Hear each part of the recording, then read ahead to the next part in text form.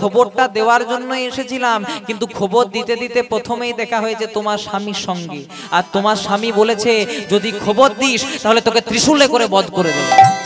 এমনি বলেছিল বাবা? একদম বলে নাই, শুধু বলেছিল নারদ মুনি তোমার চরণে প্রণাম নিবেদন করে বলে সতীকে খবরটি দিও না। কিন্তু নারদ মুনি কত সুন্দর বাড়িয়ে কথাটি বলছে, তোমার স্বামী বলেছে যদি খবর দিই তাহলে আমাকে নাকি ত্রিশূলে করে বধ করে দেবে। নামিয়ে দিন মা, নামিয়ে দিন, নিয়ে নেব, ঠিক, বাস থাক। প্রেম সে বলো রাধে রাধে, নিতাই গৌর হরি হরি বল। তোমার স্বামী বলেছে যদি তোমাকে খবরটা দিই তোমার বাপের বাড়ির খবর, তাহলে নাকি আমাকে ত্রিশূলে করে বধ করে দেবে। সতীমা বলছে এত বড় আস্পর্ধা, আমার বাপের বাড়ির খবর অথচ আমি পাবো না? বলে না গো মা, কি করে দেব বলে, এত ভয় যদি দেখিয়ে দেয় তাহলে কি করব? তখন মা বলছে শোনো নারদ মুনি, আমার আরেক নাম হলো চণ্ডী, তুমি যদি আমাকে খবরটা না দাও আমি তোমাকে দাঁড়িয়ে এই জায়গাতে এমন অভিশাপ দেব যে তুমি দাঁড়িয়ে দাঁড়িয়ে ভস্ম হয়ে যাবে। নারদ মুনি মনে মনে চিন্তা করছে, এইদিকে গেলে বাবা ভোলার রোষানল আর ওইদিকে গেলে মা চণ্ডীর কোপানল, তার চেয়ে বরং বলে দিয়ে দৌড়ে পালিয়ে যায়। দৌড়ে পালিয়ে যায়, আর কাউকে খবর দেবো না, সঙ্গে সঙ্গে পালিয়ে যাবো, ঝগড়াটা লেগে যাবে। এই মনে মনে চিন্তা করে মাকে, ও মা তোমাকে তাহলে খবরটা দিই, তোমার শ্বশুর মশাই, শিবের শ্বশুর মশাই দক্ষ রাজা, মানে তোমার বাবা দক্ষ রাজা করছেন যজ্ঞ, করছেন যজ্ঞ, শান্তি পাওয়ার আসে, শান্তি পাওয়ার আছে, ত্রিভুবন করেছেন নিমন্ত্রণ, করেছেন নিমন্ত্রণ। মা তোমাদের বেছে বেছে বাদ দিয়েছে, মানে তোমরা শুধু তোমরা শুধু বারে। কথাটি যেই না বললেন, আজ সতীমা বলছে নারদ মুনি, নারদ মুনি এ তুমি কি বললে গো নারদ মুনি? আমার বাবার বাড়িতে এত বড় একটা যজ্ঞ হচ্ছে, আমার বাবার বাড়িতে এত বড় একটা উৎসব হচ্ছে, সবাইকে নিমন্ত্রণ করেছে, অথচ আমাকে আর আমার স্বামীকে বাদ দিয়ে দিয়েছে।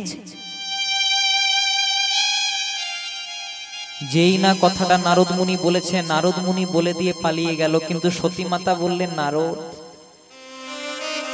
তুমি আমাকে কি খবর শোনালে গো?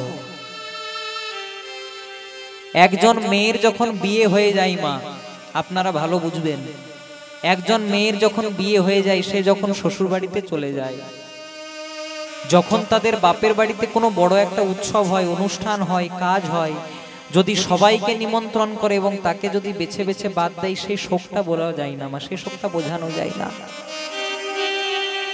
একজন সন্তানের যদি, যার বাবা মা নেই, তার আপন বলতে কেউ থাকে না মা।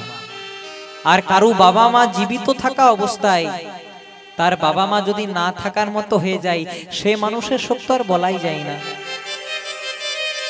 ঠিক তাই হলো, সবাইকে নিমন্ত্রণ করলো, কিন্তু এই নারদের জন্য সতীমাকে বেছে বেছে বাদ দিল।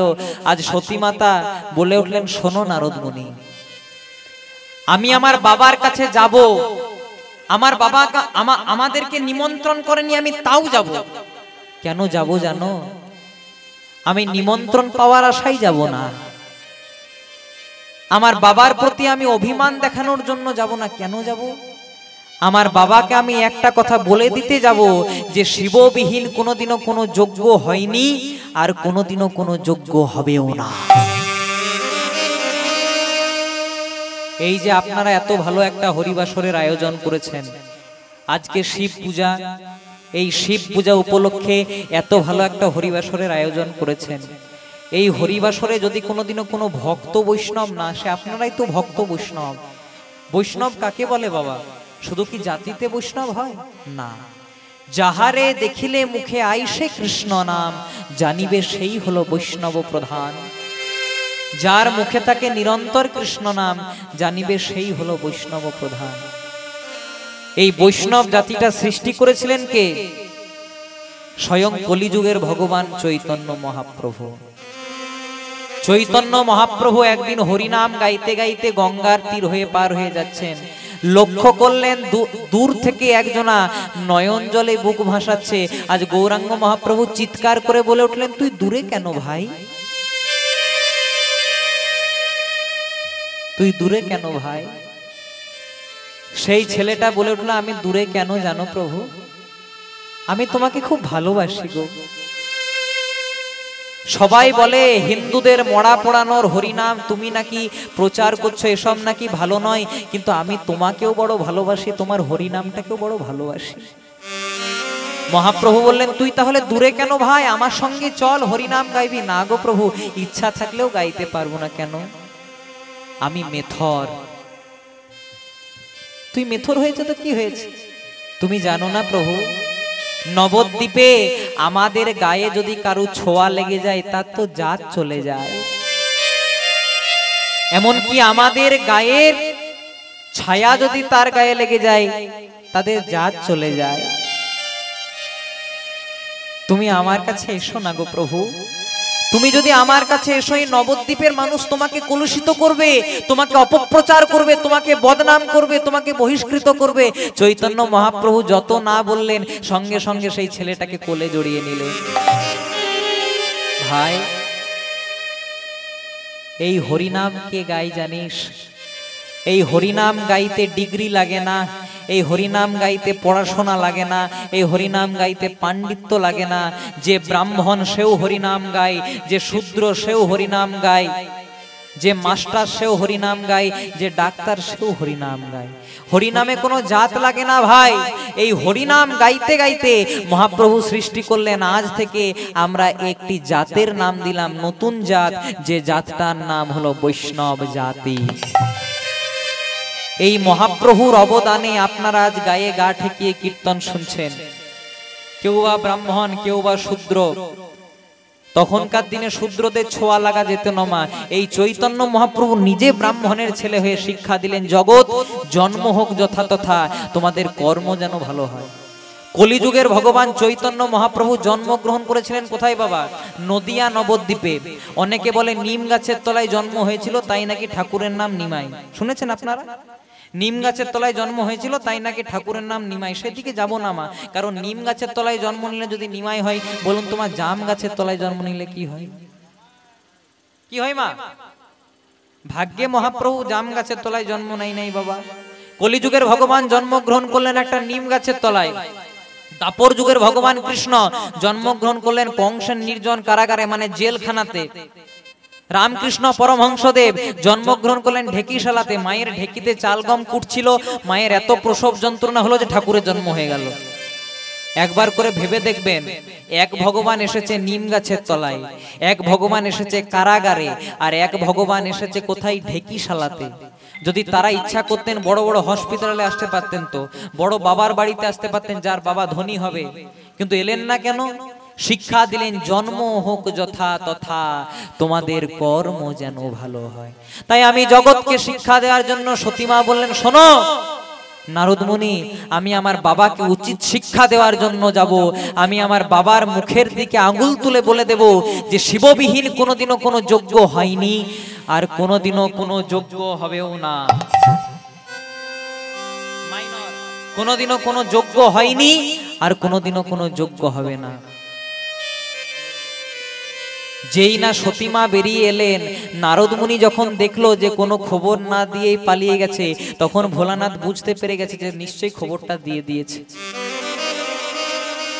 সতীমা এসেই প্রথমে স্বামীর চরণ দুটিকে প্রণাম নিবেদন করলেন। কত ভক্তি! স্বামী, তোমার চরণ দুখানি আমার মস্তকে দাও, তোমার চরণ ধুলা আমার মস্তকে দাও। চরণ দুটিকে প্রণাম নিবেদন করে এবার সতীমা কি বলছে দেখো, বলে শোনো গো আমার স্বামী, শোনো গো আমার স্বামী, তোমার চরণে করি নিবেদন, আমি করি নিবেদন। পিতার গৃহে যাব আমি, যাব আমি, আমায় দাও গো, তুমি আমায় দাও গো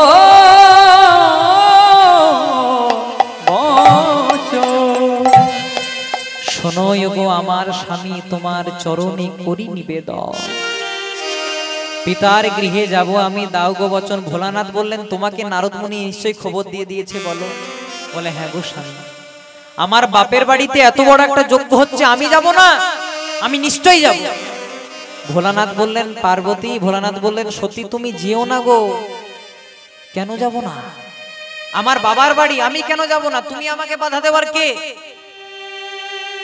শিব বললেন সতী তুমি তো আমার বাড়ির লক্ষ্মী, তুমি তো আমার বাড়ির অন্নপূর্ণা, তুমি যেও না সতী।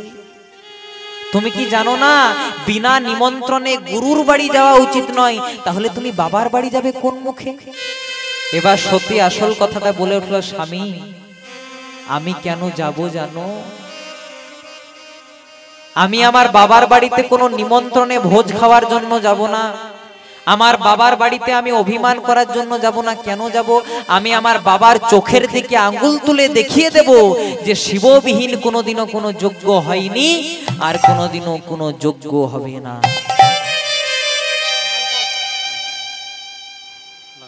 এদিকে করলেন কি? ভোলানাথ বললেন তোমাকে যেতে দেব না, আর সতী বলছে আমি যাব। যেতে দেব যেতে দেব না, এইভাবে যখন দুজনাতে মিলে ঝগড়া হচ্ছে, আজ ভোলানাথ প্রথমে বলেন শোনো সতী, তুমি যদি এই চৌকাঠটা অতিক্রম করো, এই ত্রিশূল দিয়ে আমি তোমাকে বধ করে দেব। সতী বলছে তুমি আমাকে আটকাতে পারবে তো? তুমি আমাকে আটকিয়ে দেখো। যেই না এবার সতী বার হতে যাবে, ত্রিশূলটা যেই না ভোলানাথ তুলেছে, সতী মায় আমার তার রূপ সম্বরণ করলেন, 10 মহাবিদ্যা রূপ ধারণ করলেন। কখনো ভৈরবী, কখনো চণ্ডী, কখনো তারা, কখনো বগলা, কখনো কমলা, কখনো ধূমাবতী, কখনো চণ্ডী, কখনো উড়েশ্বরী। যেই না রূপ ধারণ করলেন, ভোলানাথ পার্বতীর চরণে ত্রিশূলটিকে নামিয়ে করজোরে প্রণাম নিবেদন করে বললেন, মায়েরা উলুধ্বনি দেবেন, ইয়া দেবী सर्वभूतेषु मातृरूपेण संस्थिता नमस्तस्यै नमस्तस्यै नमस्तस्यै नमो नमः। या देवी सर्वभूतेषु कालीरूपेण संस्थिता नमस्तस्यै नमस्तस्यै नमस्तस्यै नमो नमः। या देवी सर्वभूतेषु चण्डीरूपेण संस्थिता नमस्तस्यै नमस्तस्यै नमस्तस्यै नमो नमः। या देवी सर्वभूतेषु श्रद्धारूपेण संस्थिता नमस्तस्यै नमस्तस्यै नमस्तस्यै नमो नमः। या देवी सर्वभूतेषु लज्जारूपेण संस्थिता नमस्तस्यै नमस्तस्यै नमस्तस्यै नमो नमः। या देवी सर्वभूतेषु मातृरूपेण संस्थिता नमस्तस्यै नमस्तस्यै नमस्तस्यै नमो नमः। या देवी सर्वभूतेषु चण्डीरूपेण संस्थिता नमस्तस्यै नमस्तस्यै नमस्तस्यै नमो नमः। या देवी सर्वभूतेषु कालीरूपेण संस्थिता नमस्तस्यै नमस्तस्यै नमस्तस्यै नमो नमः। या देवी सर्वभूतेषु दुर्गारूपेण संस्थिता नमस्तस्यै नमस्तस्यै नमस्तस्यै नमो नमः। या देवी सर्वभूतेषु चण्डीरूपेण संस्थिता नमस्तस्यै नमस्तस्यै नमस्तस्यै नमो नमः। या देवी सर्वभूतेषु कालीरूपेण संस्थिता नमस्तस्यै नमस्तस्यै नमस्तस्यै नमो नमः। या देवी सर्वभूतेषु मातृरूपेण संस्थिता नमस्तस्यै नमस्तस्यै नमस्तस्यै नमो नमः।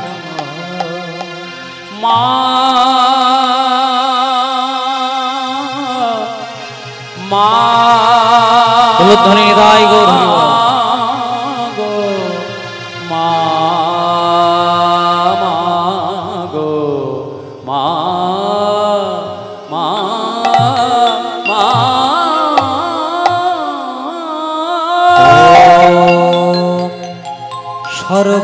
সর্বমঙ্গলো মঙ্গল্যে शिवे सर्वार्थस्वाधिके शरण्ये त्र्यंबके गौरी नारायणे नमस्तुते।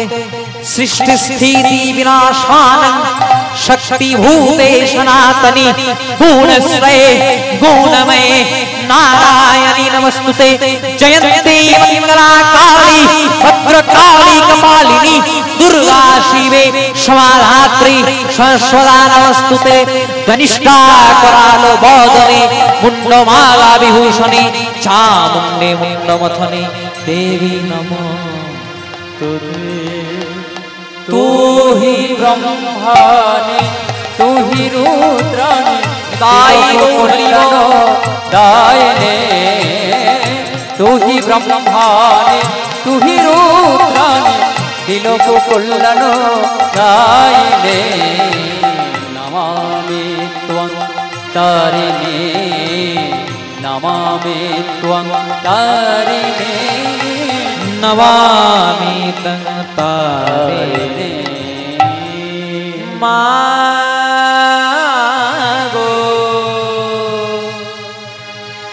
मागो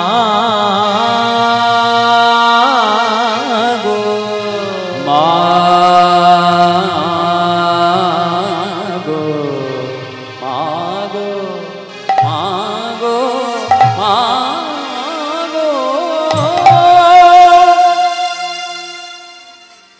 যেই না আমার সতীমা 10 মহাবিদ্যা রূপ ধারণ করলেন, ভোলানাথ মনে মনে চিন্তা করলেন সতীর মধ্যে কখনো বগলা, কখনো কমলা, কখনো ধূমাবতী, কখনো উড়েশ্বরী, কখনো চণ্ডী, সব 10 মহাবিদ্যা রূপ ধারণ করে আজ ভোলানাথ করজোড়ে প্রণাম নিবেদন করে বললেন, সতী এতদিন তো আমি বুঝতে পারিনি তুমি আমার কে।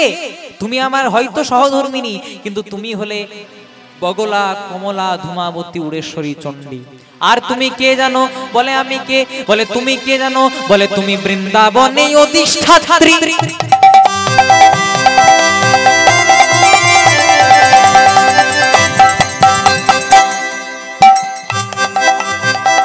বৃন্দাবনে অধিষ্ঠাত্রী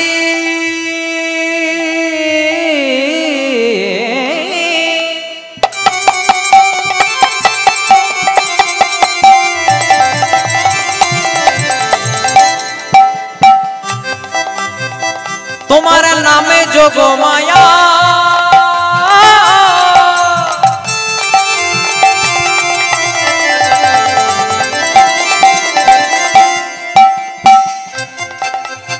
তোমার কৃপায় গোপীরা পেল তারা কৃষ্ণ পদ ছায়া। বৃন্দাবনে অধিষ্ঠাত্রী তুমি যোগে মায়া তোমার কৃপায় গোপীরা পেল কৃষ্ণ পদ ছায়া। বলে বৃন্দাবনে অধিষ্ঠাত্রী তুমি হয়তো আমার সতী, কিন্তু দাপর যুগে তুমি এই বৃন্দাবনে যোগ মায়া।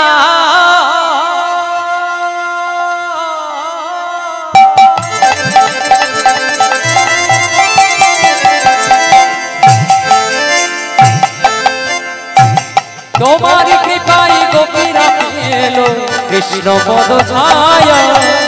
বৃন্দাবনে অধিষ্ঠাত্রী তুমি যোগমায়া, তোমার কৃপায় গোপীরা পেল কৃষ্ণ পদ ছায়া। বলে ও গো মা ভবানী, বলে ও গো মা ভবানী, বলে ও গো মা ভবানী, বলে ও গো মা ভবানী, তুমি করালো বদনী, ও গো মা ভবানী করালো বদনী, বলে মুন্ডমালা বিভূষণী, বলে করালো বদনী, মুন্ডমালা বিভূষণী, তুমি করালো বদনী, তুমি বৃন্দাবনে অধিষ্ঠাত্রী, তুমি বৃন্দাবনের অধিষ্ঠাত্রী, করালো বলে ও গো মা ভবানী। বলে তুমি কে জানো? তুমি বৃন্দাবনে অধিষ্ঠাত্রী, তোমার নাম যোগ যোগমায়া।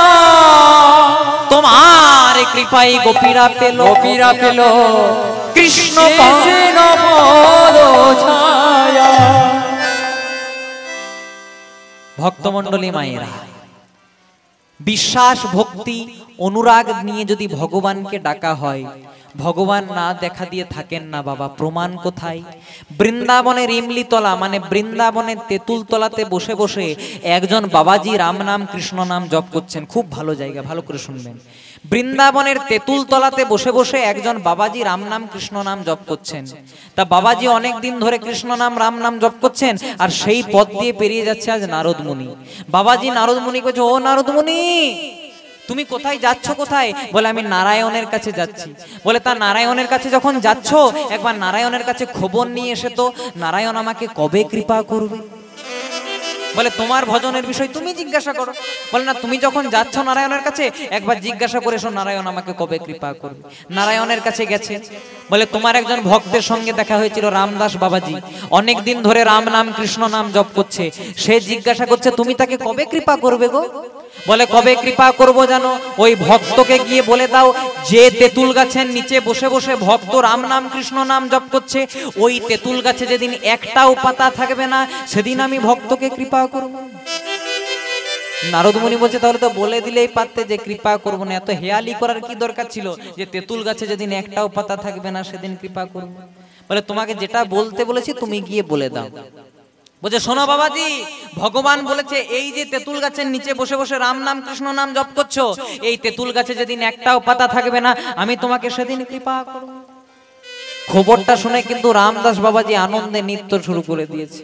যেই না নৃত্য করছে, আজকে নারদ মুনি বলছে, হ্যাঁ গো তুমি পাগল হয়ে গেলে নাকি যে ভগবান বলেছে কৃপা করবো না তার জন্য নৃত্য করছো? বলে, হ্যাঁ গো নারদ মুনি, ভগবান তো একবারও বলে নাই যে কৃপা করব না।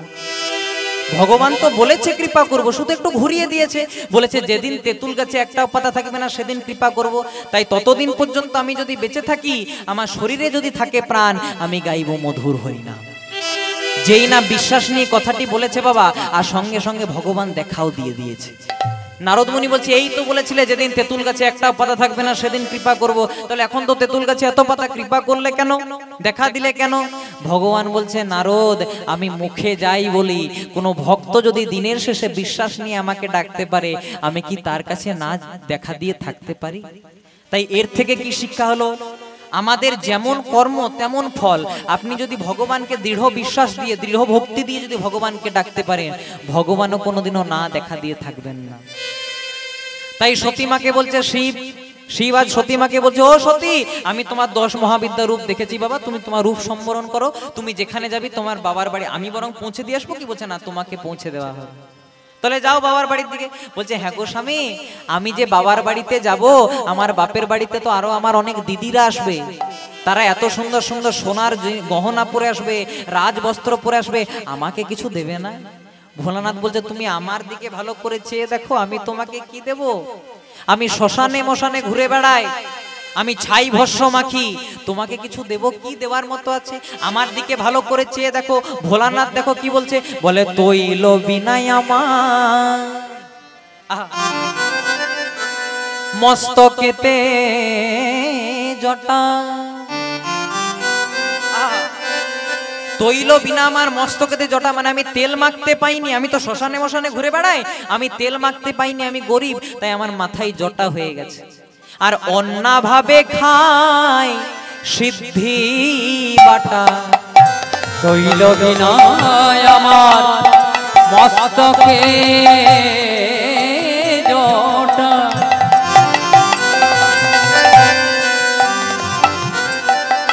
অন্যভাবে খাই সিদ্ধি বাটা। আস্তে, তৈল বিনা মানে তেল না মাখতে পেয়ে আমার মাথায় জটা হয়ে গেছে, আর অন্যভাবে খাই আমি সিদ্ধি বাটা, মানে আমি ভাত খেতে পাই না, অন্ন পাই না, তাই আমি সিদ্ধি খেয়ে থাকি।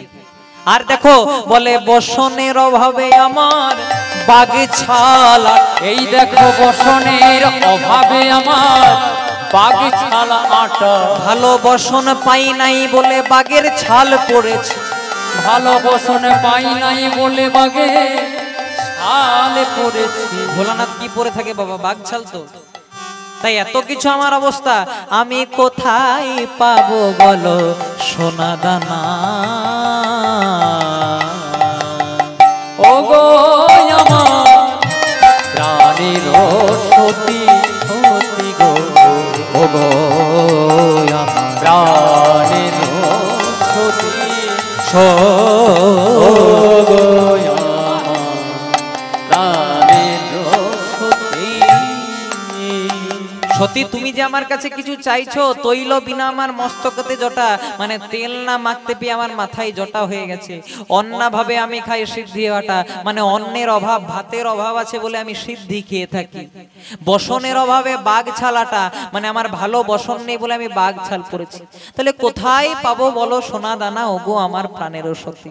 বলে ঠিক আছে, তোমাকে যদি কিছু দিতে হয়, আমি তো শ্মশানে ঘুরে বেড়াই। তাই ভোলানাথ করলেন কি, একটা সাদা শাড়ি, লাল পাড় সতীকে ভালো করে পরিয়ে দিলেন, মাথায় টকটকে সিঁদুর দিয়ে দিলেন, কপালে একটি সিঁদুরের ফোঁটা দিয়ে আজ সতী যাচ্ছে কোথায়? বাপের বাড়ির দিকে।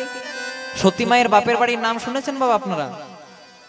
কঙ্খল, হরিদ্বারে কঙ্খল আছে, সেই কঙ্খলে সতী মায়ের বাপের বাড়ি, যেখানে রামদেব বাবা তার পতঞ্জলি কারখানাটি এখন করেছে। তাই সতী যাচ্ছে। ভোলানাথ বললে ঠিক আছে, তোমাকে একা যেতে দেব না, তোমাকে দুজন পার্ষদ দেব। ভোলানাথের সঙ্গে দেখবেন দুজন থাকে, একজনের নাম নন্দী আর একজনের নাম কি গো মা? ভিঙ্গি। নন্দী ভিঙ্গি। আজ এই নন্দী ভিঙ্গিকে সঙ্গে লয়ে সতীমা যাচ্ছে বাবার বাড়ির দিকে। আনন্দেতে চলেন মা বাবার বাড়ির পথে, ও গো আনন্দেতে চলেন মা আমার বাবার বাড়ির দিকে।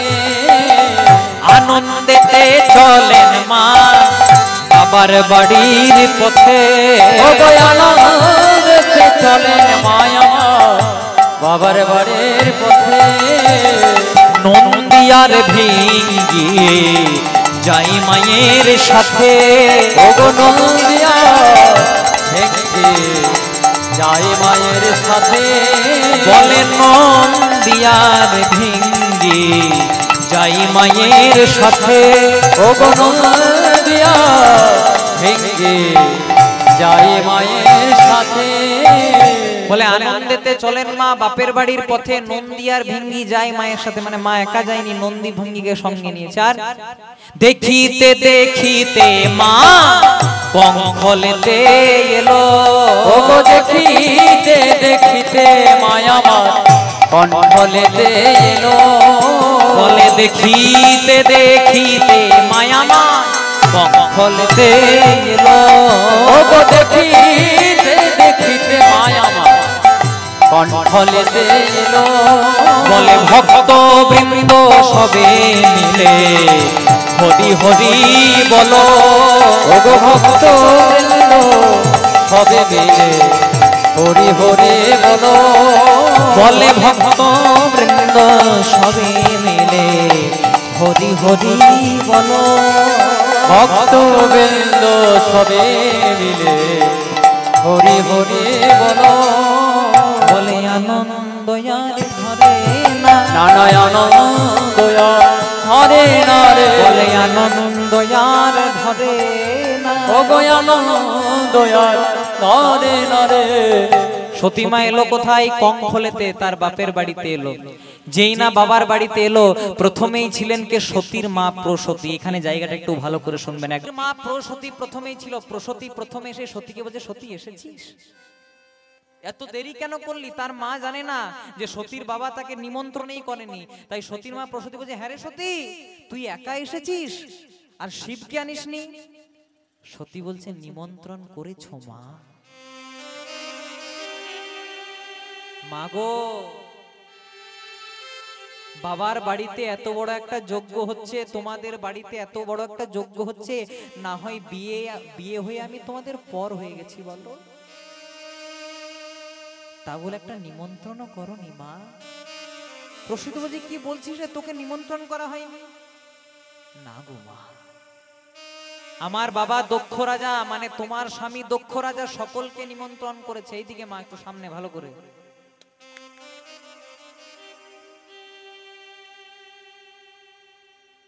আমার বাবা দক্ষ রাজা, মানে তোমার স্বামী দক্ষ রাজা সকলকে নিমন্ত্রণ করেছে, কিন্তু জানো মা, আমাকে এবং আমার স্বামীকে বেছে বেছে বাদ দিয়েছে। আমি তোমার বাড়ি আসতাম না মা। আমাকে নিমন্ত্রণ করে, আমার স্বামীকে নিমন্ত্রণ না করে আমার বাবা যে এত বড় অপমান করেছে, আমি তোমাদের বাড়ি আসতাম না কোনোদিনও। কিন্তু কেন এসেছি জানো? আমাকে না হয় নিমন্ত্রণ করলে না, ঠিক আছে, তা বলে আমার স্বামী শিবকে নিমন্ত্রণ না করে তোমরা তাকে দেব সমাজে এত বড় অপমান করে দিলে। তুমি আমার বাবা বোধহয় আমার স্বামীকে একটু সাধারণ চোখে দেখো, কিন্তু জানো এই সংসারে সকলের ওপরে যিনি বৈষ্ণব, যিনি পরম বৈষ্ণব, আপনাদেরকে যদি কেউ প্রশ্ন করে পরম বৈষ্ণবের একজন নাম কি, এই পৃথিবীর মধ্যে শ্রেষ্ঠ বৈষ্ণব যার নাম হলো ভোলানাথ। তোমাদেরকে বলতে এসেছি মা, শিববিহীন কোনোদিনও কোনো যজ্ঞ হয়নি, আর কোনোদিনও কোনো যজ্ঞ সমাপন হবে না। এইভাবে যখন মায়ের সঙ্গে গল্প হচ্ছে, দূরে দাঁড়িয়েছিল দক্ষ রাজা, সতীর বাবা দক্ষ রাজা। যেই না শুনেছে বাইরে চিৎকার হয়েছে, মনে মনে চিন্তা করছে সতী এসেছে, এবার সতীকে অপমান করব। ছুটতে ছুটতে ছুটতে ছুটতে আসতে যে লজ্জা করে না? হ্যাঁ রে সতী, লজ্জা করে না? তোকে নিমন্ত্রণ করিনি, তোর স্বামীকে নিমন্ত্রণ করিনি, বেছে বেছে বাদ দিয়েছি, তাও চলে এসেছিস? কিছু খেতে পাস না বুঝি? আমার বাড়ি এসেছিস? যেই না বারবার করে কথা বলছে, সতী বলছে বাবা আমি তোমাকে একটা কথা বলতে এসেছি বাবা, তোমার কাছে নিমন্ত্রণের অভিলাষ নিয়ে আমি আসিনি, তোমার বাড়িতে দুমুঠো অন্ন পাওয়ার জন্য আমি আসিনি, তোমার যজ্ঞ তুমি এখানেই রাখো। তোমাকে বলি যে যজ্ঞে শিব আসে না সেই যজ্ঞটা কোনোদিনও সম্পূর্ণই হয় না। দক্ষ রাজা বলছে তোর স্বামীকে কেন নিমন্ত্রণ করিনি জানিস? আসল কারণটা তোকে বলে দিই। তোর স্বামীকে কেন নিমন্ত্রণ করিনি জানিস? কারণ তোর স্বামী তো একাই আসতে জানে না, সঙ্গে ভূত প্রেত দৈত্য দানা সকলকে নিয়ে আসে। আজকে তো আমি দেবতাদের ভজন করছি, তাই আমি তো আজকে ভূতের ভোজন করাই নাই, তাই তোর স্বামীকে নিমন্ত্রণ করাই নাই। কিছুদিনের মধ্যে তো একটা ভূত ভোজন করাবো, সেদিন তোর স্বামীকে নিমন্ত্রণ করব। বারবার করে অপমান করতে লাগলো সতীকে, বারবার করে অপমান করতে লাগলো। এত অপমান করতে লাগলো, শিব নিন্দা স্বামী নিন্দা সহ্য করতে পারলেন না সতী। করলো কি বাবা? ভিতরে কিছু দূরে দক্ষ রাজার যজ্ঞটা দাউ দাউ করে জ্বলছিল। শিব নিন্দা সহ্য করতে না পেরে, বৈষ্ণব নিন্দা স্বামী নিন্দা সহ্য না করতে পেরে সতী কি করলো? শিব শিব নাম ধরে, শিব শিব নাম ধরে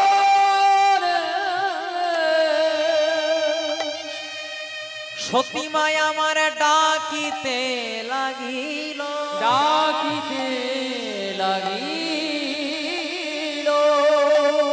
দক্ষ রাজার যজ্ঞ কুণ্ডে সতী মায়া আমার ঝাঁপ দিয়ে দিল, সতী মায়া আমার ঝাঁপি দিয়ে দিল।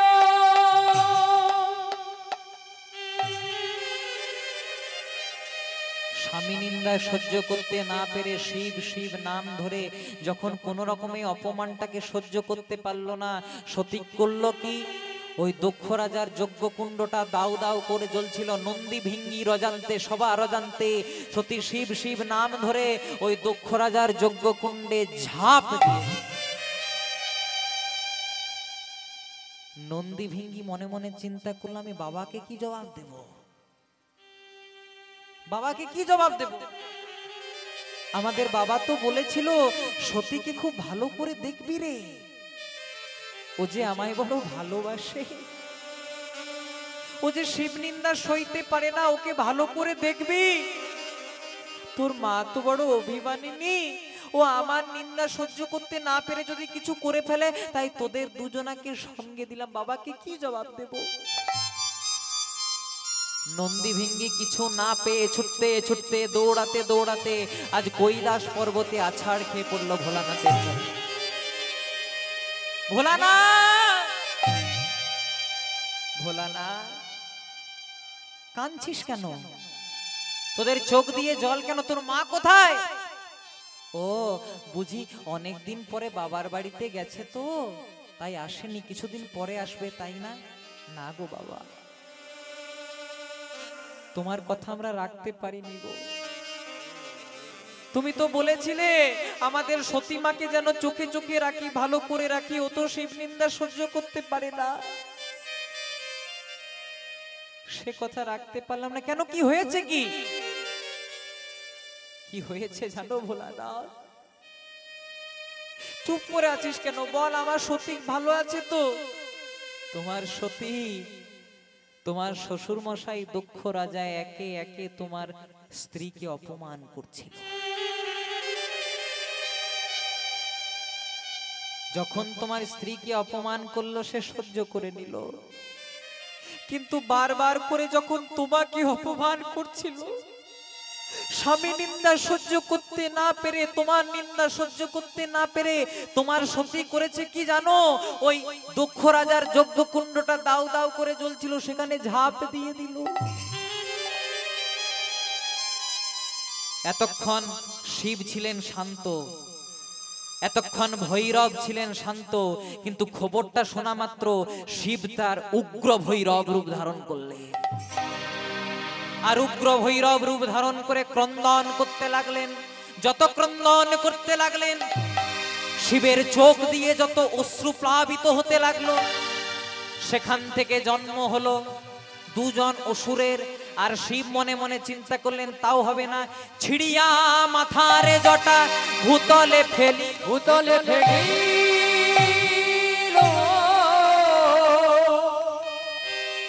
বীরভদ্র নামে বীরভদ্র নামে শিবের জটা হতে জনম লভিল, জটা হতে জনম লভিল।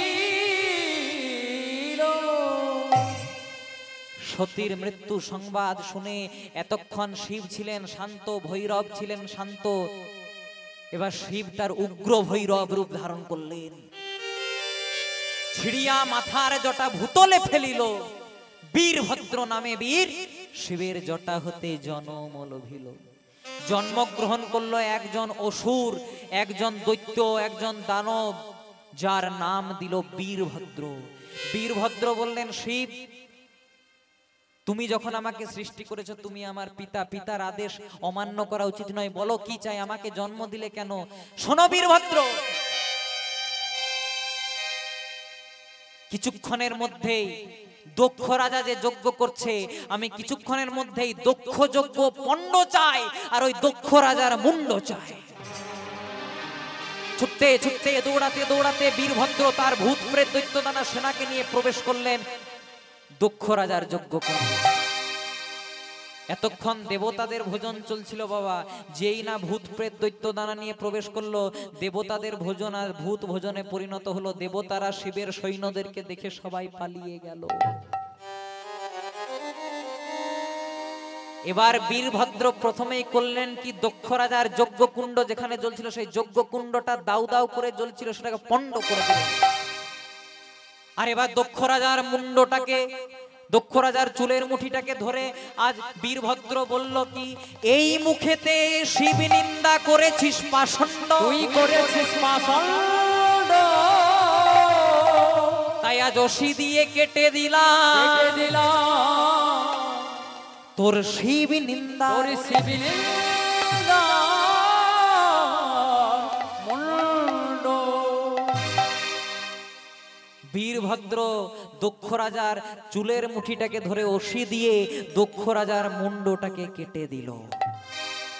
এতক্ষণ হচ্ছিল দেবতাদের ভজন, দেব ভজন, পরিণত হলো ভূত ভোজনে। দক্ষ রাজার যজ্ঞ কুণ্ডটা পণ্ড হয়ে গেল। দক্ষ রাজার মুন্ডটাকে নিয়ে বীরভদ্র যেই না শিবের হাতে দিল, শিব সেখানে প্রবেশ করলো। আজ দক্ষ রাজার স্ত্রী প্রসূতি, মানে শিবের শাশুড়ি মা, শিবের চরণ দুটিকে জড়িয়ে ধরে বলছে, ভোলানাথ, এই সংসারে, এই লীলা জগতে তুমি আমার জামাতা, আমি তোমার শাশুড়ি মা, কিন্তু তুমি জামাতা হয়ে তোমার শ্বশুর মশাইকে বধ করে আমাকে বিধবা করে দিলে, আমাকে স্বামী ধনে ফিরিয়ে দাও। ভবম ভোলা মহাদেব করলো কি, বারবার করে ওই মুন্ডটাকে জোড়া লাগাতে গেল, কিন্তু যখনই জোড়া লাগাতে গেল আকাশ মার্গ থেকে আকাশবাণী হলো, যে মুখেতে শিব নিন্দা করেছে পাষণ্ড, কোনোদিনও হবে না তার আর নরমুণ্ড। তাহলে দক্ষ রাজার প্রাণটা দেবে কি করে, প্রাণ প্রতিষ্ঠা করবে কে, কিভাবে? ওই দক্ষ রাজার যজ্ঞকুণ্ডে দুটো কচি পাঠা ছাগলকে বলি দেওয়া হয়েছিল বাবা। ওই কচি পাঠা ছাগলের একটি কচি পাঠা ছাগলের মুন্ডটি এনে আজ দক্ষ রাজার মস্তকটাকে জড়িয়ে দিল। শিবের গুণগান গাইতে লাগলো, কিন্তু ছাগ মুখে বাণী নাই, উলু উলু হয়। উলুধ্বনি হরিবল। তাহা দেখে রমণীরা হাসিল হাসিল। শিবের জয়গান গাইতে লাগলেন, কিন্তু দেহটা ছিল নরদেহ, আর শিব মুন্ডটা দিয়েছিলেন ছাগলের মুন্ড। তাই যত ছাগলের মুন্ড দিয়ে শিবের নাম গাইতেছে, ছাগ মুখে বাণী নাই, উলু উলু হয়। তাহা দেখে রমণীরা হাসিল সকল। মানে যেসব রমণীরা ছিল, যত শিব নাম করতে পারছে না, উলুধ্বনি উচ্চারণ হচ্ছে, তখন আজ রমণীরা সকলে হাসতে লাগলো। শিব বলে উঠলেন, এই যে হাসিটাকে, এই যে উলুধ্বনিটাকে দেখে তোমরা ব্যঙ্গ করলে, কলিযুগে এই উলুধ্বনি ছাড়া কোনোদিনও আমার পূজা সম্পূর্ণ হবে না, কোনো পূজা সম্পূর্ণ হবে না। আর সকলে সব পূজা করার সময় এই উলুধ্বনিটা হবে তার শ্রেষ্ঠ সম্পদ। মায়ের একবার জোরে উলুধ্বনি দিয়ে দেন মা।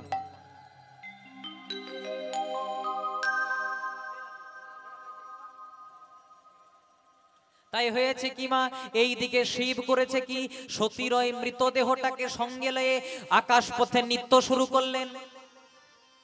আজ সতীর দেহ একদম মিলনের রাস্তায় চলে এসেছি মা, সবাই মিলে দুটি বাহু তুলে গাই। আজ সতীর দেহ, একটু হাত দুটি তুলুন মা। স্কন্ধে করি নাচে দেবী পঞ্চানন, সতীর দেহ স্কন্ধে করি দেব পঞ্চানন, নাচে ভোলানাথ।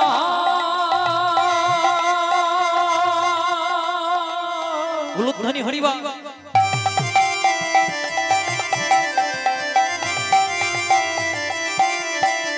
নাচে ভোলানাথ।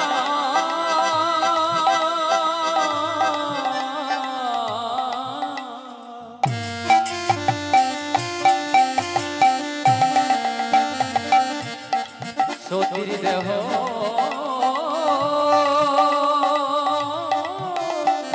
স্কন্ধে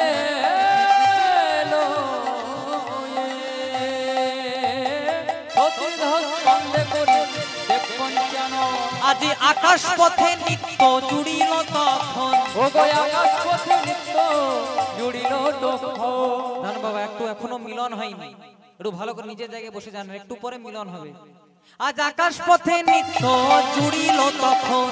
ও গো আকাশ পথে নিত্য জুড়িল তখন। বলে হর হর বম বম নাচে মহাকাল। হর হর বম বম নাচে মহাকাল। হর হর বম বম নাচে মহাকাল। আবার নটপট নটপট করে জটা যায়। তখন নটপট নটপট করে জটা যায়। তখন নটপট নটপট করে জটা যায়। ও গো নটপট নটপট করে জটা যায়। পরনে দেবাগ ছাল হাড়ের মালা গলে। পরনে দেবাগ ছাল হাড়ের মালা গলে। পরনে দেবাগ ছাল হাড়ের মালা গলে। যত ভূত প্রেত দৈত্য দানা নাচে তালে তালে। ও কত ভূত প্রেত দৈত্য দানা নাচে তালে তালে। কত ভূত প্রেত দৈত্য দানা নাচে তালে তালে। কত ভূত প্রেত দৈত্য দানা নাচে তালে তালে। হরি বল হরি বল হরি বল হরি বল। নিজের আসন কেউ ছাড়বেন না, এখনো শেষ হয়নি তো। তাই হয়েছে কি, সতীর দেহ স্কন্ধে করি দেবে পঞ্চানন। আকাশ পথে নিত্য ঝুরিল তখন। হর হর বম বম নাচে মহাকাল। নটপট নটপট করে জটা যায়। এতক্ষণ শিব ওই যে সতীর মৃতদেহ ছিল, সেই মৃতদেহটাকে নিয়ে উদ্দণ্ড নৃত্য শুরু করলেন। সব দেব দেবতারা সবাই বিষ্ণু শরণাপন্ন হলেন নারায়ণের কাছে। সবাই নারায়ণের কাছে গিয়ে পরে বলছে, যেভাবে ভোলানাথ সতীর মৃতদেহটাকে নিয়ে নৃত্য শুরু করেছে, এইভাবে যদি নৃত্য চালিয়ে যায় তাহলে তো আকাশ পাতাল স্বর্গমত্ত পাতাল শব্দ ধ্বংস হয়ে যাবে। তাই করলেন কি, সবাই যেই না নারায়ণের সংস্পর্শে এলেন, অমনি নারায়ণ তাদেরকে মুক্ত করার জন্য তবে তো নারায়ণ সুদর্শন ভেদী সুদর্শন ভেদী 51 খণ্ডেতে সতীর দেহ সতীর দেহ করিলেন ছেড়ি, করিলেন ছেড়ি। এক এক খণ্ড সতীর যে স্থানে পড়িল, যে স্থানে পড়িল 51টি সতী পীঠের জন্ম জন্ম হইল। যেই না নারায়ণের সংস্পর্শে এলেন, নারায়ণের শরণাপন্ন হলেন, নারায়ণ তার সুদর্শন চক্রটি নিক্ষেপ করলেন। যেই না সুদর্শন চক্রটি নিক্ষেপ করলেন, অমনি হলো কি, সতীর দেহটাকে 51 খণ্ডেতে বিভক্ত করে দিলেন, কেটে দিল। ওই 51 খণ্ড সতীর যে স্থানে পড়িল, সেই স্থানে তখন থেকে 51টি সতীপীঠের জন্ম হইল। যেমন তারাপীঠ একটা খণ্ড পড়েছিল কঙ্কালীতলা, এইসব জায়গা আমাদেরকে যেতে হবে, কারণ সতী মায়ের এই খণ্ডগুলি সেখানে পড়েছিল, সতীপীঠের জন্ম হয়েছিল। ভোলানাথ অভিশাপ দিলেন, আমি তো এই মৃতদেহটাকে নিয়েই খুব ভালো ছিলাম, যে আমাকে এই সতীহারা করলে আমি তাকে অভিশাপ দিলাম, সে যেন জন্মে জন্মে সতীহারা হয়। এই যে অভিশাপ দিয়ে দিলেন, এই জন্যই সতীহারা হতে হয়েছিল বারবার। কাকে? নারায়ণকে। সত্যযুগে নারায়ণকে ত্যাগ করে লক্ষ্মী দেবী মর্তে চলে এসেছিলেন। সত্য গেল ত্রেতা যুগ, ত্রেতা যুগে রামচন্দ্রকে ছেড়ে দিয়ে সীতা দেবীকে লঙ্কায় চলে যেতে হয়েছিল, আবার লঙ্কাতে যখন হয়ে গেল তখন অজ্ঞাতবাস করতে হলো। ত্রেতা যুগ চলে গেল, তারপর দাপর যুগ। দাপর যুগে তো ভগবান শ্রীকৃষ্ণের সঙ্গে রাধারানীর কোনো মিলনই হলো না, রাধারানী আয়ানের সঙ্গে বিবাহ হলো। আর কলিযুগে চৈতন্য মহাপ্রভু জন্মগ্রহণ করলেন, রাধা ভাব রানতে, রাধা কান্তি ধরে শুধু ধুলাই গড়াগড়ি দিয়ে কানতেন, আর মনে পড়তো দাপরের সেই লীলা। তাই হলো কি মা, এবার কিন্তু শিব উগ্র ভৈরব রূপ ধারণ করে থাকতে লাগলেন, আর দেবতারা সবাই নারদ মুনি শরণাপন্ন। নারদ মুনি, তুমি এই তো বিয়োগটা করেছো, তাহলে তো সতী মায়ের এতক্ষণ কোনো কিছুই হতো না, তাহলে তোমাকে এই যোগটাও করে দিতে হবে, মানে সতী মায়ের সঙ্গে আবার মিলন করে দিতে হবে। এখানে মিলনটা হবে মা, খুব ভালো করে শুনবেন। নারদ মুনি বলছে, তাহলে মিলন করব কি করে? বলে কিছুদিনের মধ্যেই সতী অংশে জন্মগ্রহণ করবে আর একজন রমণী, যার সঙ্গে ভোলানাথের বিবাহ দিতে হবে। হলো কি মা, দেখতে দেখতে কিছুদিনের মধ্যেই জন্মগ্রহণ করলেন সতীরূপা, মানে আরেকটি চণ্ডীর, যার নাম হয়ে গেল গৌরী। জন্মগ্রহণ করলেন কোথায়? বলে হিমালয়পুরে। এর আগে সতী জন্মগ্রহণ করেছিলেন কোথায়? কঙ্খলে। এবার জন্মগ্রহণ করেছেন হিমালয়পুরে, গিরিরাজার ঘরে। এর আগের বারে নাম ছিল দক্ষ রাজা, এবারে বাবার নাম হলো গিরি রাজা। জনমিলা আদ্যা শক্তি হিমালয়পুরে গিরিরাজার ঘরে, জনমিলা আদ্যা শক্তি। নাম হলো গৌরী, ছিলেন ভৈরবী, বদন ভরে বল হরি। এবারে নাম হলো গৌরী, বদনে ভরে বদন হরি হরি। তাই জন্মগ্রহণ করলেন সতীর আরেকটি রূপ গৌরী, হিমালয়পুরে গিরিরাজার ঘরে জন্মগ্রহণ করলেন। তাহলে মিলনটা হবে কি করে? ভগবান আর সবাই মিলে আশীর্বাদ পুষ্ট করে দিয়েছেন, সতী জন্মগ্রহণ করবে, তার কিছুদিনের মধ্যেই বিবাহ যোগ্যা কন্যা হয়ে যাবে। এবার নারদ মুনি করেছে কি, সতী মায়ের সন্ধানে আবার ছুটেছে, চতুর্দিকে ছুটতে ছুটতে শুনেছে নাকি গিরিরাজার ঘরে একটি কন্যা হয়েছে, নাম হয়েছে গৌরী, একবার দেখা করে এসি। মনে মনে চিন্তা করছে, তাহলে নির্বাচন করব কি করে যে এটাই সতী?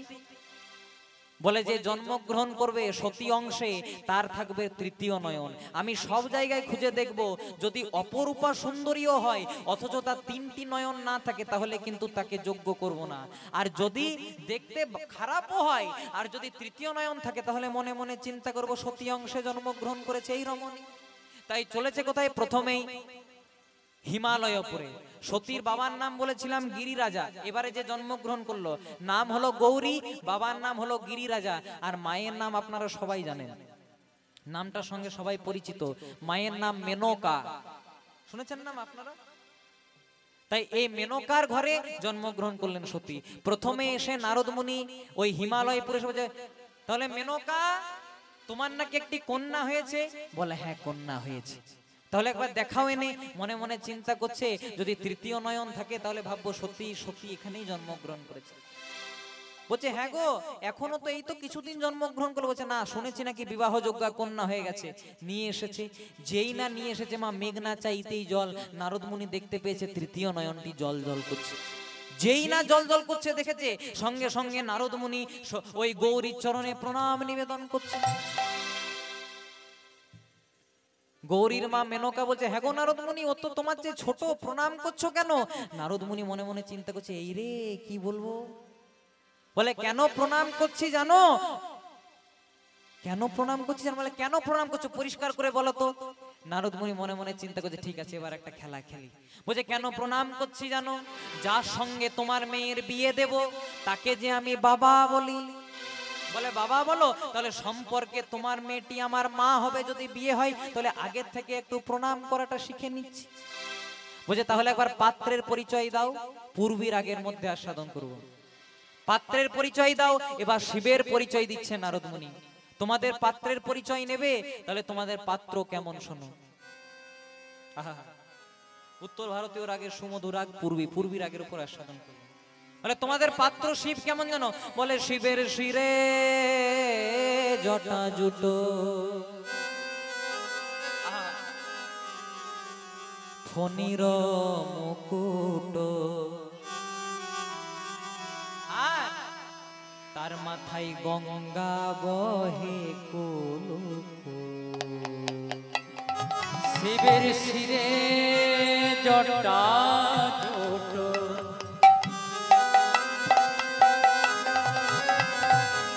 ফণির মুকুট, তার মাথায় গঙ্গা বহে কুলকুল।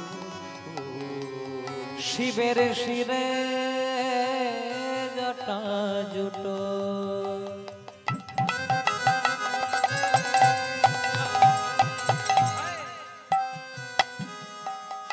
তার ফণির মুকুট,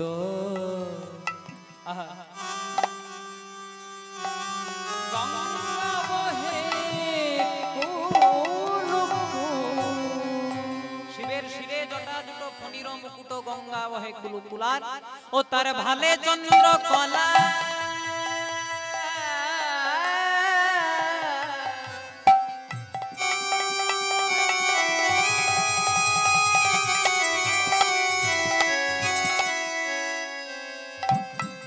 ভালে ভালে মানে কপালে চন্দ্রকলা। দেখবেন যদি কেউ ক্যালেন্ডারে ভগবানের ছবি দেখেছেন শিবের, বা আপনারা শিবের ছবি তো অনেক জনা দেখেছেন, দেখবেন ভালে মানে কপালে চাঁদ আছে, চন্দ্রকলা। ও তার ভালে চন্দ্রকলা, তার দুটো নয়ন নয়, তার ত্রিনয়ন ভোলা। তার ভালে চন্দ্রকলা,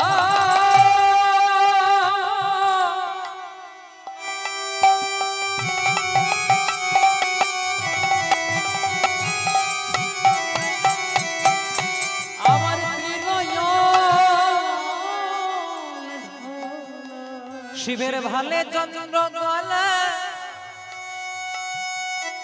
ভালো করে চেয়ে দেখো তোমাদের ভোলা না, কপালে কেমন দেবতা চন্দ্রকে রেখেছে। তোমাদের ভোলানাথ যাকে তোমরা পূজা করো, সে আবার আরেকজন দেবতাকে কপালে রেখেছে, চাঁদকে। চাঁদকে কেন কপালে রেখেছিল তার তত্ত্ব আছে বাবা। এই চাঁদ ছিল দেবতাদের মধ্যে দেখতে খুব সুন্দর। যদি কেউ চাঁদের দিকে তাকান দেখতে পাবেন চাঁদ দেখতে ভালো, কিন্তু অপরাধ মার্জনা করবেন মা, এই সংসারে যারাই দেখতে ভালো তাদের ভেতরে কিন্তু একটু একটু কালো বাবা। নিতাই গৌর প্রেমানন্দে হরি বল। আপনাদের কথা বলি নাই বাবা, এই সংসারে যারা একটু দেখতে ভালো মা, তাদের ভেতরে কিন্তু একটু একটু কালো। চাঁদের কি কালো ছিল? চাঁদ দেখতে খুব ভালো ছিল, তাই চাঁদ তার রূপের মোহে দেবগুরু বৃহস্পতির স্ত্রী তারাকে হরণ করে নিয়ে চলে গেছিল। দেবগুরু বৃহস্পতি বললেন, হ্যাঁ রে, ও যে তোর গুরুমা, ফিরিয়ে দে। ফেরালো ফেরালো না। চাঁদ তার রূপের মোহে ফেরালো না। দেবগুরু বৃহস্পতি অভিশাপ করলেন, চাঁদ এই যে তুই তো রূপের মোহে গুরু পত্নীকেও ছাড়িলি না, তোকে অভিশাপ দিলাম ওই যে রূপের অহংকার, ওই রূপটা তোর 15 দিন পর্যন্ত ক্ষয় হবে, আর 16 দিনের দিন তুই মারা যাবি। দেখতে পাবেন অমাবস্যাতে পুরো চাঁদ ঢেকে যায়, আবার পূর্ণিমাতে পুরো চাঁদ প্রস্ফুটিত হয় সেই 15 দিন। দেখতে দেখতে 1 দিন 2 দিন 3 দিন 4 দিন হতে লাগলো। চাঁদের 27 জন স্ত্রী মনে মনে চিন্তা করলো, আমাদের স্বামী যা করেছে তার স্বামীর বেটার মলাই ভালো, কিন্তু যদি স্বামী মারা যায় আমরা তো বিধবা হয়ে যাব, কার কাছে যাব? তারা মনে মনে চিন্তা করলো, সব জায়গায় নিয়ে গেলেও কোনো জায়গাতেই চাঁদ তার দেহ ফিরে পাবে না, কিন্তু আমাদের যে শিবের আরেক নাম মৃত্যুঞ্জয়, সব জায়গাতে দেবগুরুর বৃহস্পতির অভিশাপ লাগলেও শিবের গায়ে কিন্তু অভিশাপ লাগবে না। কেন? কারণ শিবের আরেক নাম মৃত্যুঞ্জয়, শিবের নাম মৃত্যুঞ্জয়। তাই সবাই মিলে এই শিব আর চাঁদ ছিলেন বাবা ভাইরা ভাই, সাড়ু ভাই যেগুলোকে আমরা বলি। আর তাহলে চাঁদের স্ত্রীরা শিবের কে হয়? ঠাকুরজি। শিব মনে মনে চিন্তা করলো, যেই না শিবের শরণাপন্ন হলো, শিব মনে মনে চিন্তা করছে বেটা যা করেছে দেব সমাজের মরাই ভালো, কিন্তু মনে মনে চিন্তা করলেন শ্বশুর বাড়িতে আমাকে কেউ দু চোখে দেখতে পারে না, যদি ঠাকুরজিদের একটু স্বামীকে যদি বাঁচিয়ে দিই তাহলে হয়তো যদি সম্মানটা বাড়লেও বাড়তে পারে। ঠিক আছে, এনে দাও চাঁদ, কিনে দাও, মাথায় রাখলেন। এবার দেবগুরু বৃহস্পতির অভিশাপটা সব জায়গায় লাগলো, 15 দিন হয়ে গেল কিন্তু চাঁদের মৃত্যু হলো না বাবা। এবার যেই না 16-17 দিন পেরিয়ে গেল, চাঁদের স্ত্রীরা বিধবা, নকল বিধবা সেজে দেবগুরু বৃহস্পতির কাছে গিয়ে পরে বলছে, গুরুদেব, বলছে কে তোমরা? আমরা ওই চাঁদকে অভিশাপ দিয়েছিলেন, আমরা বিধবা, তারই বলছে আমাদের কথাটা একবারও ভাবলেন না? বলে ঠিকই তো বলেছো, চাঁদকে অভিশাপ দিয়েছি, কিন্তু তোমাদের কথাটা তো ভাবিনি। তোমাদের কথা ভাবলে তো অভিশাপ দিতাম না, তাহলে একটু বলে দিন কি করলে অভিশাপ থেকে মুক্তি পেতে। বলছে ও তো মারা গেছে, আর শুনে কি করবে? না, বলে দিন না। ওই চাঁদের অসমাপ্ত দেহটা যতটুকুই ছিল, সেই দেহটাকে তোমরা যদি প্রভাস নদীর জলে স্নান করাতে, তাহলে চাঁদ তার দেহ ফিরে পেত।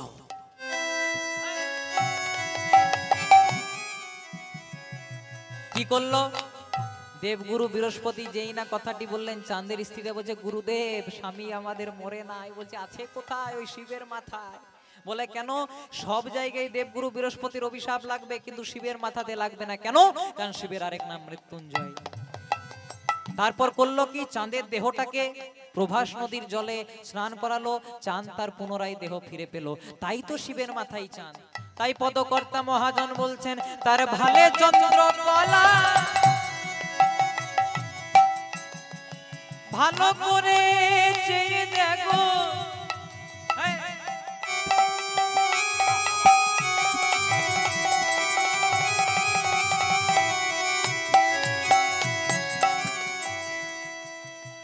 ভালো করে চেয়ে দেখো,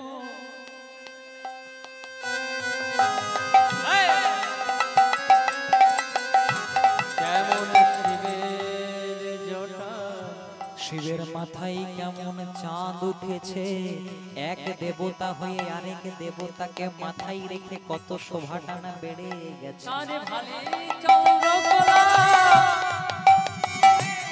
ত্রিনয়ন ফল।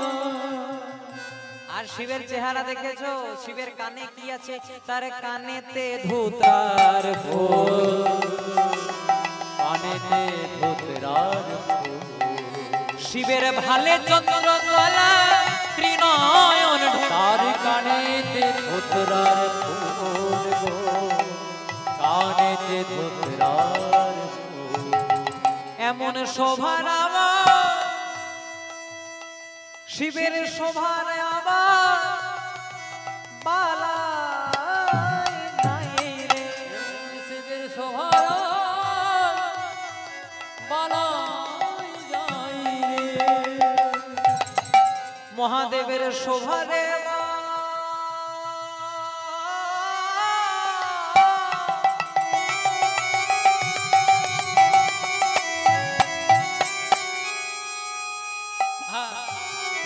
ভালো করে চেয়ে দেখো, শোভার বালাই যায়। শিবের চাঁদ শোভা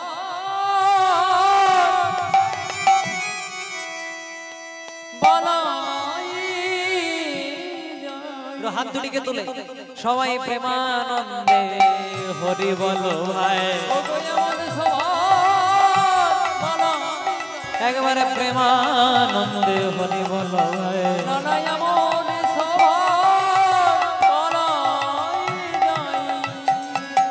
একদম শেষের দিকে চলে এসেছে, এবার ভালো করে শুনুন মা। তাহলে কিন্তু ভোলানাথের সঙ্গে বিয়ে হবে কার? গৌরীর।